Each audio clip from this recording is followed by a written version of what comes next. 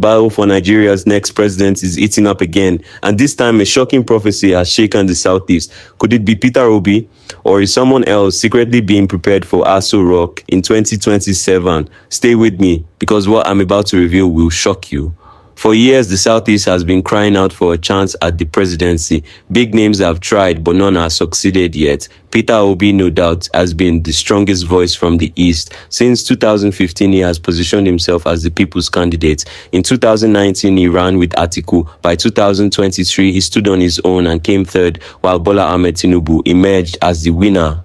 Now, Peter Obi is already making fresh moves, holding secret talks with ADC party, all in preparation for the 2027 presidential race.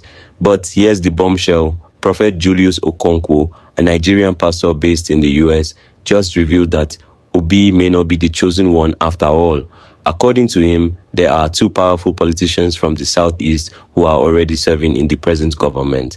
The prophecy says if these two men can join forces, they have a better chance of becoming Nigeria's president. This revelation is already shaking the political table and changing the conversation in the East. Don't forget, in 2022, another big shock came when this Reverend Father openly declared that Obi would never be president, calling him stingy and cutting ties with him completely. One thing is clear, the road to Aso Rock is not smooth, and only unity and strategy among Southeast leaders may decide Nigeria's future in 2027. Watch this video to the end. I will be right back to share my thoughts. I'm a member of the zoning committee. Yes. And I came yesterday into town yesterday, and we had a beautiful meeting yesterday. You know, we had to do a lot of autopsy, all forms of autopsy. You know, when you had the control of about 26 states, and suddenly you fall down to about 10. That's a lot of informative diary to look into. What are the problems pursuant to what is going on? And I think we have a new resourcefulness, enthusiasm amongst members that something has to be different. And if something has to be different, we have to be different from APC. But unfortunately, like I said, there's no APC, there's no PDP. When you look at the two parties, you know, you don't know where somebody is and when he lives. Look at Delta State. The whole state. Yes, but Chief, you not answered my question. Yeah, because the question has been about the zoning. If PDP zones to the south, what southerner are you going to field that will be able to beat Tinubu? Well, you know, there's no constitutional provision for about zoning. I know that, but it's a gentlemanly arrangement between the ruling class. What the Constitution says is about giving everybody a sense of belonging. They call it a federal character. I think that's the definition of a sense of belonging, a federal character. If you are there, let somebody else be there. It's not only you. So presently, for some time now, it does appear there's a relationship. The North goes for 8 years, the South goes for 8 years, unwritten. So every party appears to be wanting to observe that. So as it is now, Tinubu is doing his first 4 years, if he's lucky to finish the 4 years, because the rate of crisis and poverty and hunger in the country, I just hope nothing, traumatic happens. So if that is the case, therefore PDP has to get a candidate from the South. Which South has to be determined internally. Like I said again, to give everybody a sense of belonging, federal character. The Southwest has had presidency, this is their second presidency. The South has had Jonathan. So I think it's the turn of the Southeast to produce a president. And I believe... Are you reaching out to Peter Obi? Well, I believe first, without trying to particularize, if the PDP zones presidency to the Southeast and a Southeasterner comes out to be president of this country, we would have achieved one thing. That would be the end of the Civil War, officially the end of the Civil War. That would be the first time the people from that zone is given a sense of belonging. Yeah, we fought a war, losing hundreds of thousands of lives on both sides. Now you are back. Are you reaching out to Peter Obi? Well, because the word on the street is that when Jonathan was, I have no proof of this, but that when former President Goodluck Jonathan was approached, that he said, go and bring back Atiku and Peter Obi to the PDP if you want me to join you. So two things. Are you reaching out to Peter Obi? Are you reaching out to Atiku Abubakar? And are there calls for former President Goodluck Jonathan to be the flag bearer for your party? Well, I can't talk of Atiku Abubakar because he's left PDP now. He's resigned. Okay. So he's become irrelevant as long as PDP is concerned. Peter Obi, we're trying to see whether we can get him back into the party. And if we get him back, it will be a big advantage. Where Igbos have a saying that where you see a small child crying and pointing hands, if his mother is not there, his father is there. So if majority of people in this country are looking towards Peter Obi, there must be some qualities he has that majority of citizens believe, if translated for good use, this country will be a lot better than it is today. What about Goodluck Ebele Jonathan? Well, he has done 6 years, and I wish him the best of luck. If he wants to get back to the party, it will be an easy sell for Tinubu, because he has nothing else to offer. You think so? Yes, he has nothing else to offer. Well, see, when you run a government for 6 years, what was spectacular in his 6 years? He's a PDP. I met him more than 5 times when he was president. I don't want to discuss that, but there has to be something extraordinary you offer as a leader. Because leadership is about results, not speech making, creating enmity. You have to have a reference point. Because if you look at Peter Obi, go to Anambra, 8 years of governorship, he translated education and health. These are achievements you cannot see overnight.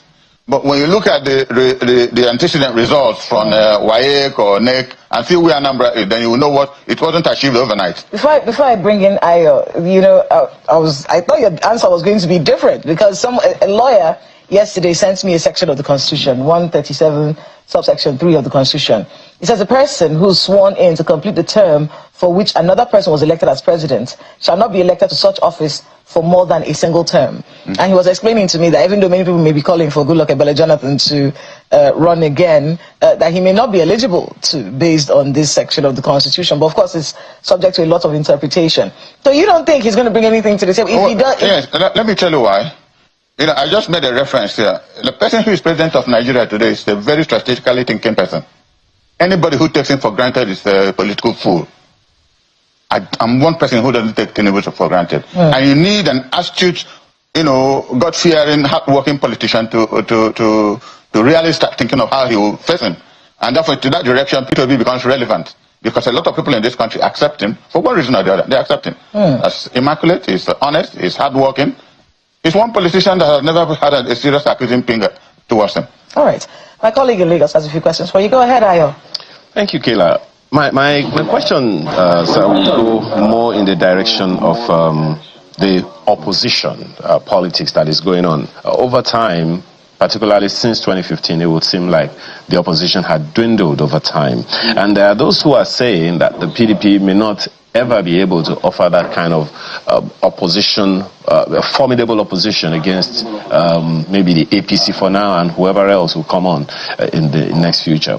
So there are those who are wondering, sir, for you, how formidable is this whole ADC coalition and some others that may spring up in the coming months? You can see the ADC thing is part of desperation. It is part of desperation, because in that concept called ADC, you see PDP people there, Labour people there, and even some APC people who are disgruntled for whatever reason are also there. But they have not been officially registered as a party, to the best of my knowledge. If they have been registered, it must be something that happened last night. It's still in the formative stage. But I'm not talking about that. I'm a PDP. The day I leave PDP, I resigned entirely from politics. So I believe that if there is proper organization, even though Tinubu is a very strong strategic politician, it will be a lot easier to start thinking seriously how to, bring him down. But like I said, it's going to be a very hard exercise, requiring very serious thinking and planning, because seriously, they don't have any reference to make. 2 years now, what reference, seriously, can they make? Because after 8 years of Muhammad Buhari's disaster, there was virtually no governance. And I have to give, one kudos to President Tinubu. I'm not in his party. But I will say that after the disaster that was President Muhammad Buhari, any other person who took over the governance of this country would have found the same problem he's passing through. The only difference would be the methodology with which you want to solve some of the problems, which I don't think they are really very exact in what they want to do. They have managed to stabilize the economy, like Dr. Mrs. Okonjo-Iweala said, and it's one brilliant woman I have very high respect for. So if she makes that open statement, then we'll have to consider something good is happening. But to what extent has this impacted on the common person in this country? That's a question the government has to answer. But then the parties themselves, the ADC and those who have sentiments for the ADC and similar other coalitions, continue to, of course, foment their own battles and all. Do you think they could have, given the people who are part of this coalition, the Rotimi Amechi, Atiku Abubakar, Rufai, Rauf Aregbesola, David Mark, and so many others like them, don't you think there is cause for concern, even for the PDP, given the challenges that the PDP has been having over time? Don't you think with their political capital, political machinery and all, there is something of concern? Well, you know, when I started talking, I made a reference to President Bola Ahmed Tinubu. He's a strategic politician. And you can use the word strategy in different, perspectives. We have different meanings for different people, And you can see how he's gradually dismantling. Even the PDP. Look at what happened in Delta. The whole government, the whole members of the National and State Assembly left. Almost the same thing happened in Akwa Ibom State. But you see the danger of the country called Nigeria. It is supposed that if you leave your party, especially if you're a member of the National Assembly and State Assembly, without any division in your party, you will resign your office. But have they tried to implement that part of the Constitution of the Federal Republic of Nigeria? That is why I said that this country is not a function of statistics. It's only place 1 + 1 could be 10, could be 100, and we appear to be complacent with it. Until now that hunger and starvation has really crippled into the Nigerian society, that people are really seriously thinking. And I think this serious thinking is part of the reason why the ADC was formed. But the question will be, who are the people who formed this ADC? Majority of them have been in power. Some have been governors for 8 years, ministers for 8 years. What reference could they bring to bear now on the new Nigerian situation? That is the question Nigerians will be able to ask in the next couple of months before 2027. One of the things that's also played out, and I think you have also referenced that in a way, is that there's been cross-party efforts, particularly even within the PDP, drawing some from here and there and some other people leaving. So do you see any past cross-party returns or high-profile re-entries that could affect the fate of the APC from the PDP in particular? Do you really see the PDP pulling any surprise in the build-up to the 2027 elections? PDP has one advantage. They had been in power for almost 16 years in this country, so it's not. They don't have a problem of introductory rhetoric. Most people in this country, even if we were born 10 years ago, we know there is a party called People's Democratic Party. All we are trying to do from our meeting yesterday and 2 weeks ago, we had the founders meeting, we had NEC meeting, trying to really reorganize towards the future, which is not what I will say publicly on television. But I can assure you that the PDP is working hard, working very, very hard, with eyes towards the Nigerian people. If we had made mistakes in the past, we're in a position to rectify it. Because the example they say is the best teacher. Historically speaking, we have an idea what to do. And a lot of young people are coming into the party. And yesterday we saw, very significant changes in what had been going on in the past. Most of our governors are thinking anew, trying to do one thing different from the other. So I hope that we'll be able, by the grace of God, to give this country a new initiative, a new hope, realistic hope. Not umbrella hope that if there is heavy downpour, the umbrella might break down. A hope that Nigerian people can depend on for the future. That sounds like you are thinking of rebranding the PDP from the umbrella, but that's not the issue here.